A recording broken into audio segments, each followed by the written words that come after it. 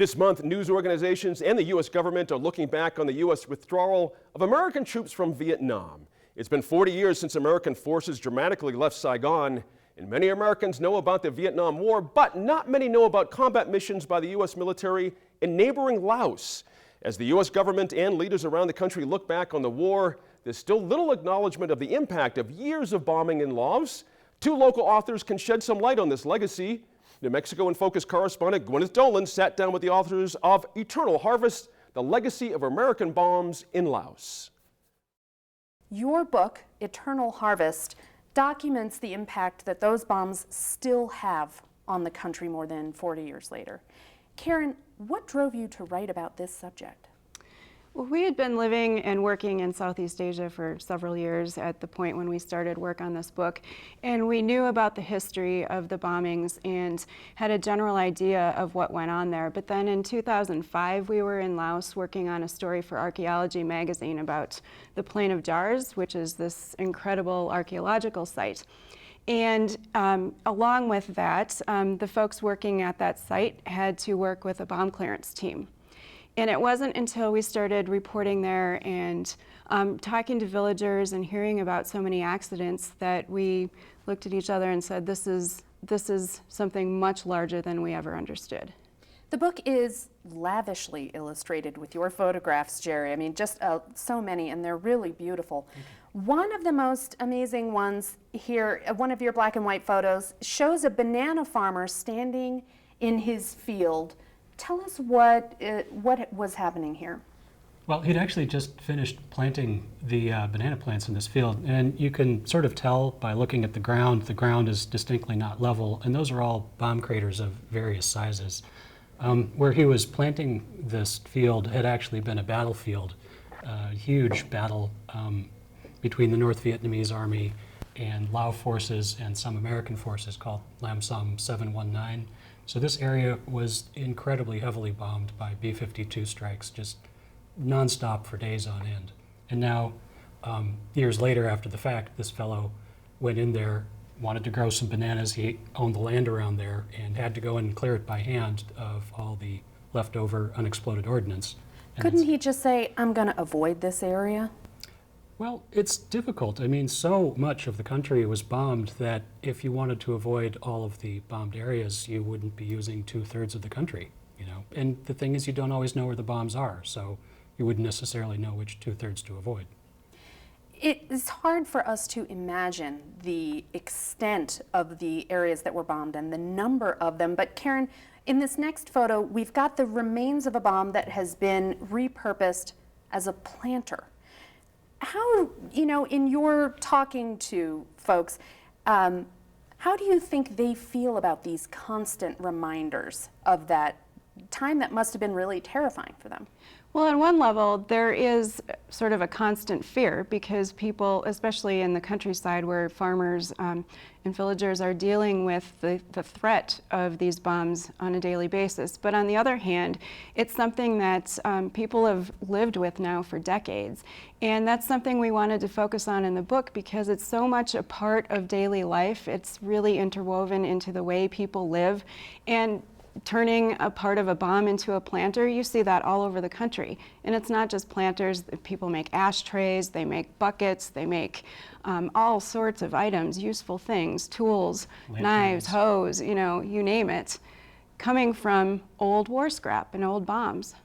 So there are several different kinds of unexploded ordnance that are still out there. Give us a quick overview of what we're talking about that's still out there. Well, there are hundreds, as far as most folks know at this point, of different kinds. There are, you know, large bombs like you think of, looks like a bomb, you know, cartoonish style, to cluster munitions, which were numbers-wise the most heavily dropped over the whole country, where you have a thing that looks like a big bomb, but inside of it you have hundreds and hundreds of little, you know, baseball-sized submunitions, and these bombs would be dropped out of a plane, burst open in the air and scatter these submunitions, usually over an area the size of a football field. And what was the intent of a cluster bomb? Oh, to kill anything that was around at the time and destroy any sort of trucks, vehicles that were moving. A couple things to remember. There were two main bombing campaigns actually going on in Laos simultaneously. One was to sort of support the Royal Lao Army and their Hmong, HMONG, Hmong friends who were fighting against Pathet Lao communist insurgency in the north of the country, and the communists were actually backed by the North Vietnamese army. So that's one bombing campaign, essentially. And the other one was to interdict men and materials moving down the Ho Chi Minh Trail, which you've probably heard of, Yeah. which sort of connected North Vietnam with South Vietnam. So the North Vietnamese were moving things down, which is essentially a series of trails and roads down the Ho Chi Minh Trail, and then into South Vietnam to their proxy armies down there. And so a couple of different things. So you'd drop cluster munitions, say, to hit an enemy's encampment, perhaps, or you'd drop it along the Ho Chi Minh Trail somewhere to blow up a bunch of trucks. There are all sorts of different reasons.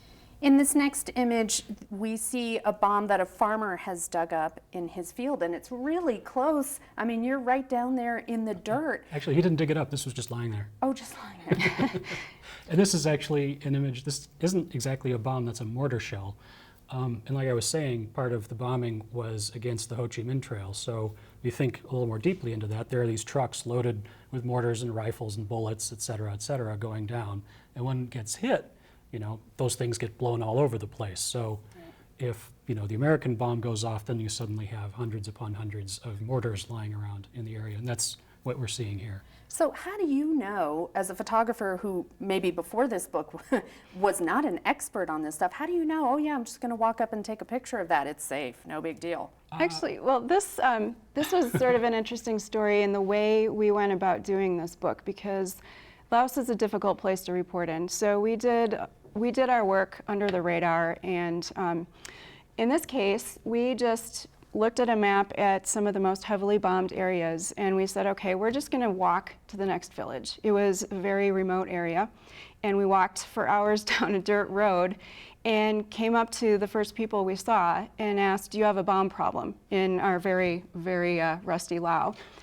But that conversation opens up so many doors, because immediately people say yes. And this guy then said, here, come here and look at this, look at this, look at this. It's all over the place.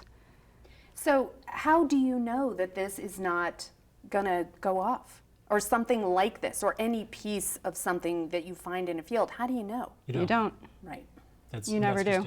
You don't know. You never know. And that's the way you have to treat everything that you come across. And that's what makes this stuff so dangerous. And that's what's made it so dangerous, actually, for a lot of Lao people. Over the years, they've had good luck disarming things, perhaps, but you only get, you don't get any, you know, second chances with most of these things. If you have a bad day disarming stuff or trying to repurpose something, that's kind of the end of the line.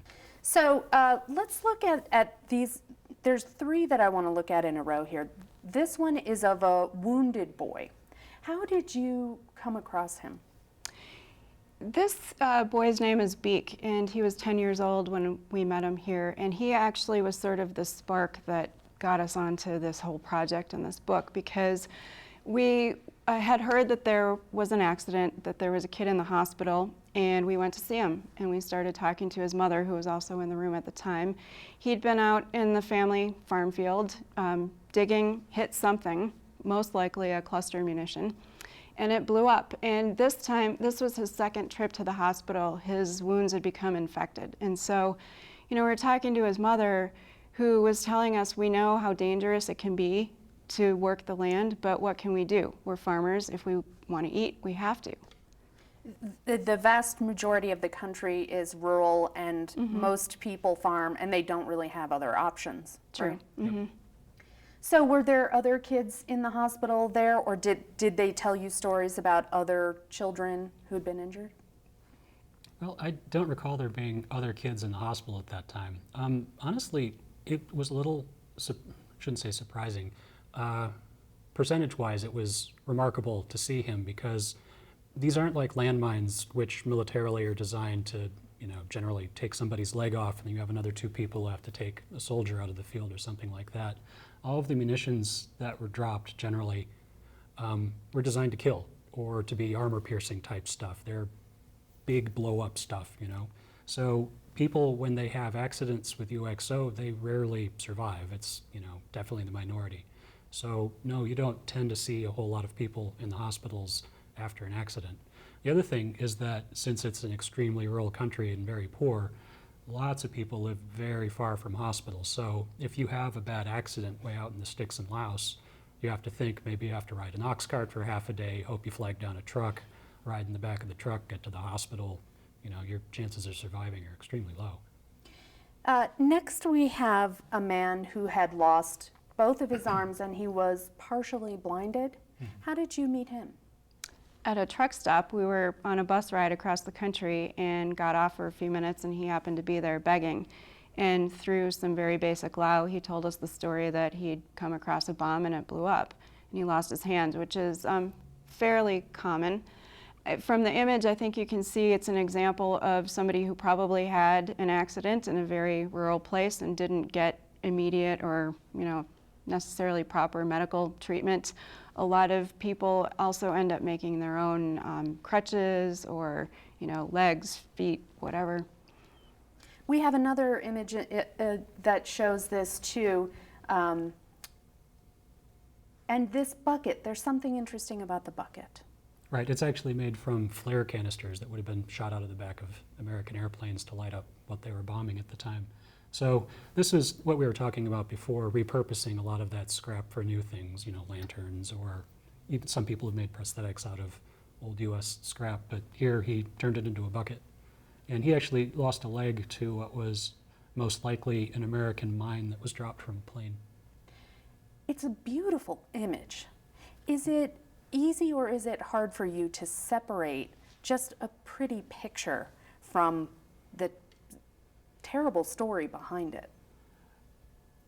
I guess, I don't know, I hadn't quite thought of it that way before. I kind of have to. I mean, at times like this, we're out there, we're talking to people, you're moving from place to place. I almost kind of have to distance myself to be able to see what's in front of me, understanding the story, seeing what's in front of me, seeing where the image could be, seeing what could be telling the story without getting overly wrapped up in the emotion of what's going on at the time. This actually wasn't emotionally, it sounds a little callous, but it wasn't all that disturbing. This guy, Pei, was an extremely friendly guy, invited us up to his house, offered us drinks, brought his wife out, we talked, we chatted, through our interpreter at the time.